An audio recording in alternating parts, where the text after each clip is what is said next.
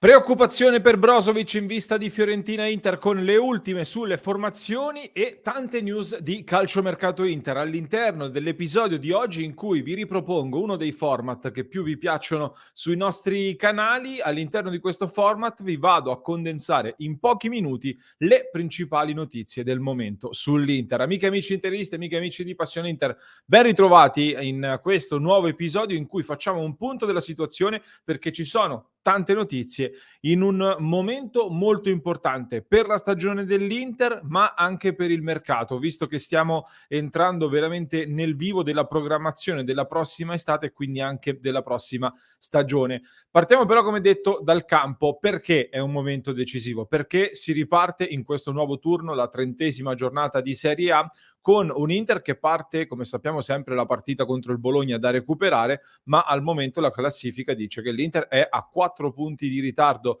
rispetto al Milan capolista, si trova anche a -1 dal Napoli e la Juventus invece è dietro all'Inter, ma soltanto di 3 punti. Dopo la sosta ci sarà inoltre Juventus-Inter, ma prima di pensare allo scontro diretto, prima di pensare a Juventus-Inter, c'è un ostacolo non da poco da considerare, visto che a San Siro arriva la Fiorentina, una Fiorentina che sta giocando molto bene con Vincenzo Italiano in panchina, lotta per l'Europa, quindi ha dei grandi traguardi da raggiungere. Ci sarà un San Siro quasi tutto esaurito per l'ultima partita con la capienza al 75% quasi sicuramente e soprattutto però, come vi dicevo, mentre l'Inter affronta la Fiorentina, le altre contendenti per lo scudetto hanno degli avversari sulla carta più morbidi, perché il Napoli in casa affronta l'Udinese, il Milan va a giocare a Cagliari in lotta per non retrocedere, la Juventus invece a Torino gioca contro la Salernitana. Quindi sulla carta la trappola più grande ce l'ha l'Inter proprio contro la Fiorentina ed è fondamentale vincere per questo motivo. C'è stato tempo per prepararla, ci sono stati diversi giorni a disposizione, c'è però anche un grande problema da considerare, perché vi parlavo all'inizio di questo episodio della preoccupazione attorno a Marcelo Brozovic. Purtroppo Brozovic in questo momento è in forte dubbio per la gara contro la Fiorentina. La scorsa settimana avevamo avuto rassicurazioni dopo i problemi dopo la gara contro il Liverpool, soprattutto perché gli esami avevano dato risultato negativo, però dopodiché c'è stato un po' un rallentamento del ritorno, o comunque sappiamo bene che il polpaccio è un muscolo molto molto particolare, quindi non si vuole forzare la mano, non si vuole rischiare di dover prolungare l'assenza del giocatore, di un giocatore così importante come Marcelo Brozovic. In queste ore si stanno facendo tutte le valutazioni approfondite su Brozovic, è soprattutto lui che deve dire come si sente, come si trova, se si sente a suo agio e quindi se può scendere in campo. Diciamo che però più passano le ore senza certezze sul recupero di Brozovic, più ovviamente si allontana la sua presenza in campo. Se non avremo notizie positive nel giorno della vigilia della partita, ma le riceveremo magari soltanto nella mattinata, nell'ultima rifinitura che precede il match, molto probabilmente Brozovic non sarà in campo dal primo minuto o addirittura non sarà nemmeno in panchina. E allora in queste ore ovviamente si sta aprendo la discussione anche sul come si debba andare a sostituire Brozovic, visto che fin qui l'Inter in questa stagione senza Brozovic in campo non ha mai vinto nei 90 minuti e le difficoltà senza il regista croato sono abbastanza evidenti. Io ribadisco il mio pensiero: giocare come se avessi Brozovic, ma senza avere Brozovic è molto pericoloso. Quindi in sua assenza valuterei delle soluzioni tattiche differenti. Nel club di Passione Inter, all'interno del nostro club, ne abbiamo proposte molto, ci siamo molto molto confrontati, però ecco, dico, se proprio non vuoi stravolgere la squadra, vuoi affidarti al solito 3-5-2 con la solita impostazione, dal mio punto di vista proverei magari Çalhanoğlu lì davanti al posto di Brozovic, perché è quello che secondo me per caratteristiche si può avvicinare di più al tipo di gioco che ti garantisce Brozovic, considerando che Çalhanoğlu percorre tanti chilometri, quindi ti può dare una buona prova chilometrica sulla falsariga di quanto riesce a fare Brozovic. È anche uno che con i piedi comunque ci sa fare, e soprattutto mi viene anche da pensare, se ci fate caso, quando non c'è stato Brozovic, in generale Çalhanoğlu viene molto bloccato lì anche quando c'è Brozovic per aiutarlo come doppio playmaker, quindi può aver imparato anche a gestire questo tipo di situazioni al fianco di Marcelo Brozovic, è meno coinvolto in attacco quando non c'è il croato, tanto vale provarlo direttamente al suo posto, almeno sa gestire meglio i palloni, ad esempio di un Vesino, che direi è stato un esperimento fallito. Parere mio, ecco. Vedremo che cosa succederà, vi terremo sicuramente aggiornati con tutti gli sviluppi nelle prossime ore, vi consiglio quindi di iscrivervi subito al canale, così non vi perderete i prossimi aggiornamenti e la diretta come ogni giorno alle 19:30 in cui vi daremo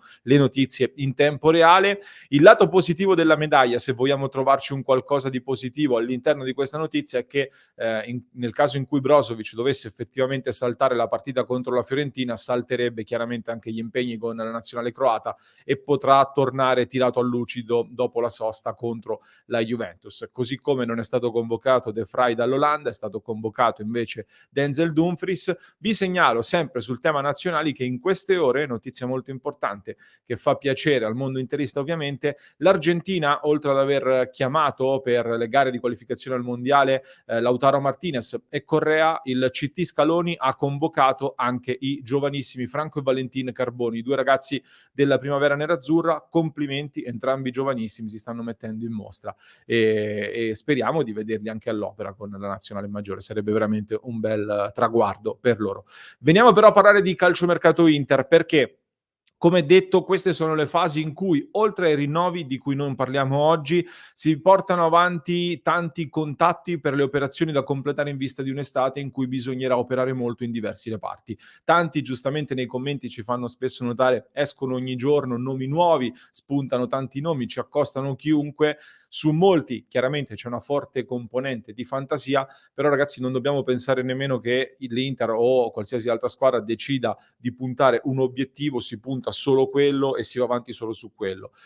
Contemporaneamente chiaramente vengono portate avanti più piste, si lavora su più tavoli con delle priorità, con delle gerarchie all'interno degli obiettivi di mercato e si cerca di andare a puntare il miglior giocatore, quello che è il piano A, dopodiché si valutano i piani alternativi se non si riesce ad arrivare al piano A. Quindi se escono tanti nomi, magari su alcuni c'è della fantasia, ma diciamo che c'è anche una forte componente comunque di realtà, considerando che si lavora su più tavoli. A tal proposito, quindi, oggi la Gazzetta dello Sport, anche in vista di Inter-Fiorentina, ha fatto un punto sulla difesa dell'Inter, dove De Vrij rimane il nome principale tra quelli che potrebbero lasciare l'Inter in vista della prossima estate, quindi si sta valutando il possibile erede o comunque un colpo importante da piazzare in difesa. Un obiettivo caldo era Christensen del Chelsea in scadenza di contratto, che però purtroppo è praticamente sfumato, visto che quasi certamente andrà al Barcellona.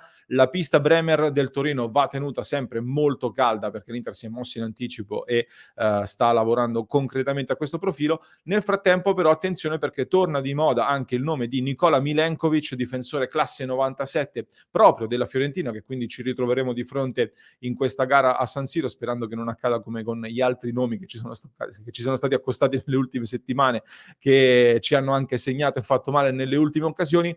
Chi è Milenkovic? Giocatore molto forte fisicamente, alto 1,95 m se non vado errato, ha vissuto dei momenti di alti e bassi all'interno della Fiorentina, comunque già da un paio di anni è nel mirino di tanti club importanti, si parla ad esempio spesso anche del Manchester United che lo ha visionato, lo sta continuando a visionare con i suoi scout. La valutazione sarebbe di circa 15 milioni di euro, visto che il giocatore ha rinnovato ma è in scadenza nel 2023, quindi non è una valutazione altissima la sua. Come ingaggio sarebbe attorno ai 3 milioni di euro, economicamente è quindi un affare alla portata dell'Inter, ma tra l'altro credo che si potrebbe ragionare anche su qualche contropartita tecnica con la Fiorentina da proporne in questo affare. Sul nostro sito passioneinter.com trovate un approfondimento più completo su questo calciatore, di cui magari parleremo a parte se poi dovesse diventare una pista molto concreta per il mercato dell'Inter. Diciamo che, mia opinione, Milenkovic è un buon difensore, non metto in dubbio le sue potenzialità, ha caratteristiche molto interessanti da aggiungere alla nostra rosa.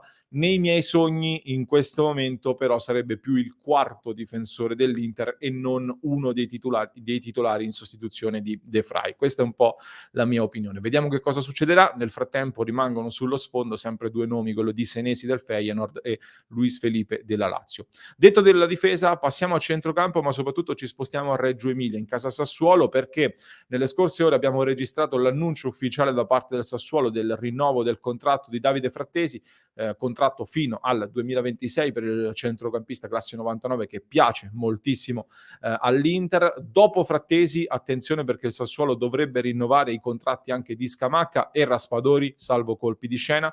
Una mossa che non significa che sono blindati e non lasceranno il Sassuolo, allo stesso tempo però è una mossa che complica le trattative, le rende ancora meno semplici di quello che erano già da prima. Probabilmente qualcuno di questi alla fine rimarrà anche a Sassuolo, perché quest'anno di giocatori in vetrina a Sassuolo ce ne sono molti, credo che molti club si rivolgeranno al club emiliano su diversi profili che si stanno mettendo in mostra. Non credo che però dopo aver ceduto Boga nell'ultimo mercato di gennaio potranno privarsi di 3 o addirittura 4 pezzi importanti della rosa. Quindi attenzione, probabilmente chi arriva prima, chi convince per primo il Sassuolo riuscirà a prendersi i pezzi migliori e qualcuno invece rimarrà col cerino in mano, diciamo così. L'Inter su Frattesi, come vi dicevo, però rimane molto attenta perché è un profilo fortemente in linea col tipo di progetto che l'Inter vuole portare avanti nella prossima estate, ma anche nelle prossime stagioni. Lo stesso vale per Scamacca, sul quale però attenzione perché è in corso, secondo me, un braccio di ferro anche a livello mediatico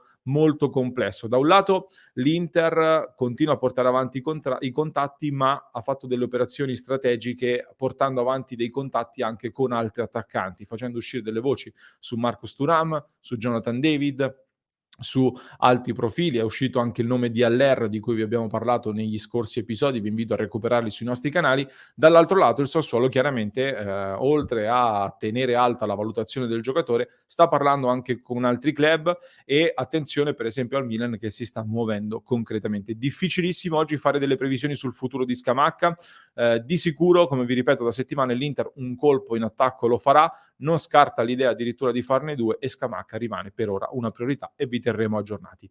Chiudiamo però con una novità sul mercato in uscita che riguarda i cileni Arturo Vidal ed Alexis Sanchez. Entrambi stanno facendo molto discutere in queste ore, soprattutto Vidal. Vidal lo sappiamo ormai destinato ad andare via a fine stagione, tra l'altro lui stesso aveva parlato prima di questa stagione che aveva di fronte un'altra annata con l'Inter, facendo quindi capire che sapeva che se ne andrà al termine di questa stagione. Si continua a parlare moltissimo del Flamengo in Brasile, ne parla molto spesso lui stesso. Nel frattempo però in queste ore stanno circolando delle voci secondo cui anche Sanchez sarebbe finito nel mirino di club brasiliani e nonostante quindi il gol col Torino, nonostante il gol decisivo in Supercoppa italiana, in questo momento sembra proprio che l'addio di Sanchez stia diventando sempre più probabile al termine di questa stagione. Queste sono allora alcune delle notizie principali del momento. Spero di avervi fatto un bel riepilogo con tutto quello che sta succedendo. Se volete ulteriori aggiornamenti, ulteriori notizie, ci rivediamo in diretta alle 19:30, così rispondiamo anche alle vostre domande in live. Se mi avete seguito fino a qui, fatemelo sapere con l'emoji del fuoco, visto che è un momento molto caldo per il campo e per il mercato. Infine vi ricordo che se volete, se vi piace il progetto Passione Inter, se volete aiutarci a farci crescere e se volete che continuiamo a portarvi ogni giorno nuovi contenuti, nuovi approfondimenti e tutte le dirette come stiamo facendo in questi giorni e non solo, potete sostenerci tramite gli abbonamenti che trovate sul tasto abbonati, oppure potete entrare a far parte della nostra community del club interista online andando su www.passioneinter.club. Mi raccomando, vi aspettiamo.